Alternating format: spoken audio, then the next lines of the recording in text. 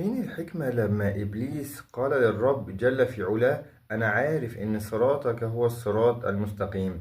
فين الحكمة من كده؟ مش لكده ممكن يكون من الحكمة عشان أقولك إن في ده موعظة عظيمة جدا وبحر من التأملات في زمن كتير من الناس مش مؤمن بالرب أصلا، فضلا عن أن يؤمن إن صراط الرب هو الصراط المستقيم. وقد قال الله جل في علاه بعدما إبليس رفض السجود لآدم: قال: فاهبط منها فما يكون لك أن تتكبر فيها فاخرج إنك من الصاغرين.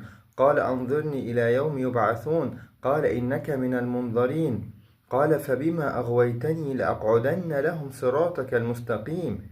يعني كان عارف إن صراط ربنا هو الصراط المستقيم، ورغم كده قال: لأقعدن لهم صراطك المستقيم ثم لآتينهم من بين أيديهم ومن خلفهم وعن أيمانهم وعن شمائلهم ولا تجد أكثرهم شاكرين.